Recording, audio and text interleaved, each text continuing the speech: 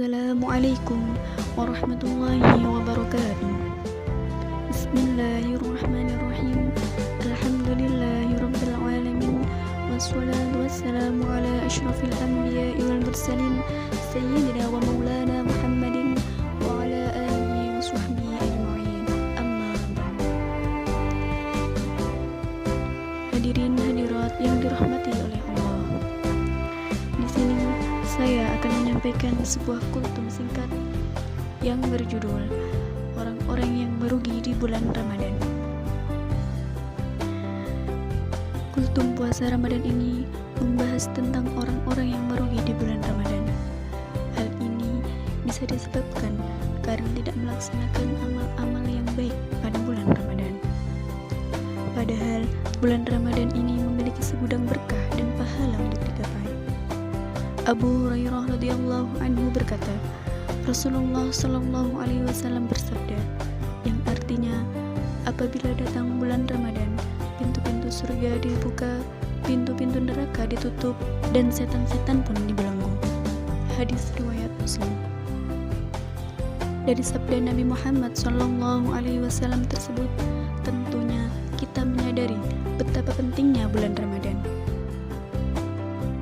Oleh karena itu, dalam kultum kali ini akan dibahas tentang orang-orang yang tidak mendapatkan berkah dan malah merugi saat bulan Ramadan datang. Seperti Nabi Muhammad sallallahu alaihi wasallam bersabda, yang artinya, betapa banyak orang yang berpuasa namun tidak mendapatkan apa-apa selain lapar, dan berapa banyak orang sholat di tengah malam tidak mendapatkan apa-apa selain begadang. Hadis riwayat Nasai.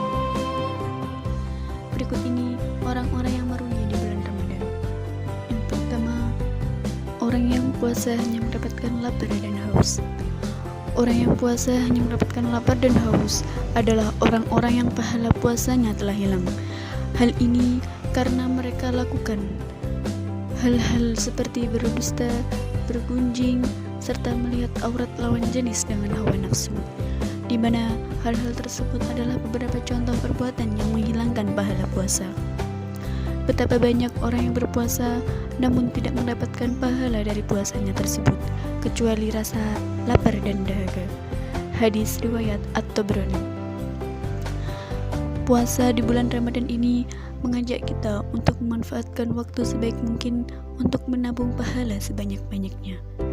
Karena bulan Ramadan ini menawarkan banyak sekali kebaikan-kebaikan yang harusnya kita lakukan untuk mencapai takwa. Yang kedua, orang yang tidak mengikuti tarawih sampai selesai. Sering sekali kita melihat ada orang yang sudah keluar sebelum sholat tarawih selesai. Biasanya banyak orang yang sudah keluar dari masjid sebelum dimulainya sholat witir.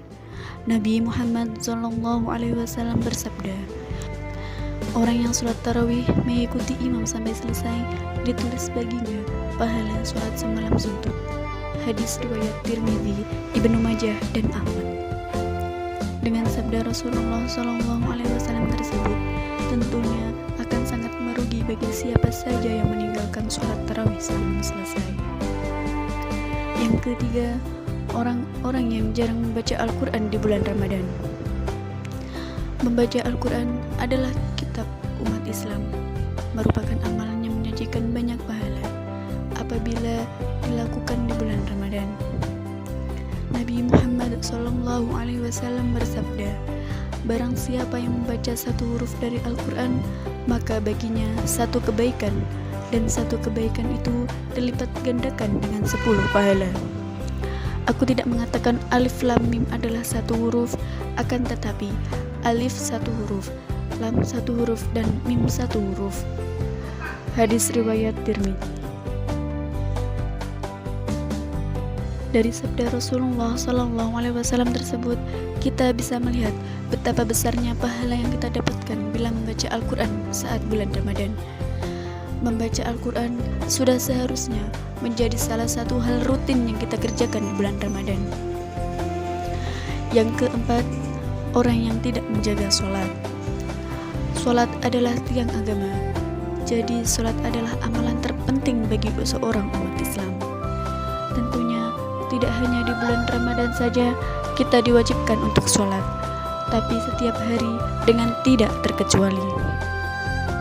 Sesungguhnya, pertama kali yang dihisab dari segenap amalan seorang hamba di hari kiamat kelak adalah sholatnya.